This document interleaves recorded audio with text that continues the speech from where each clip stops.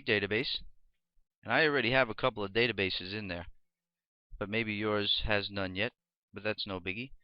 So it says added the database. See, Adam Ku underscore my store. Now I'm going to go back.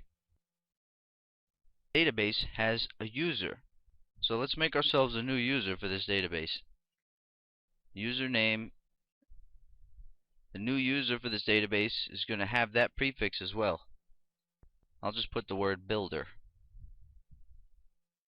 So that'll be the username, and I'm going to create a password now.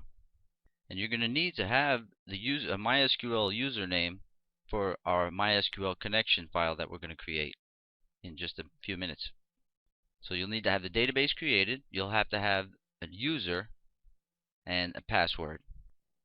Okay, so I have a new user right there, and I have my new database right here. So I have to add that user to that database. So let's go to add user to database. Make sure we get that builder, my store, add.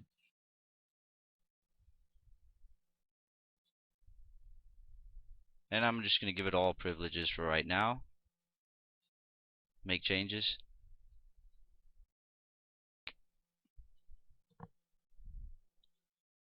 Alright, now you have your database set up. It's ready to go. It's waiting for you to program stuff into it.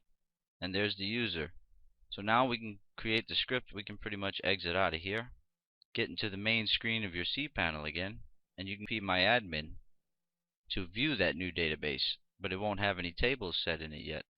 You can create tables manually within PHP My Admin. But what we're going to do is set up our tables through script.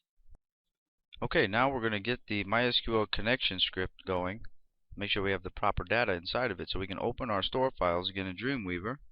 I'm going to go to File, Open, Store Scripts, Connect to MySQL. I'm going to go to Develop PHP section, and here there's Connecting to your database. I'm going to grab this little scripty poo right there. Back in Dreamweaver, make sure I'm in Code View, get rid of all that, and pop in the script I grabbed from Develop PHP. And for me, my database host I know is localhost, because that's the type of server I have. If you're on GoDaddy, you might have a host string that looks something like this.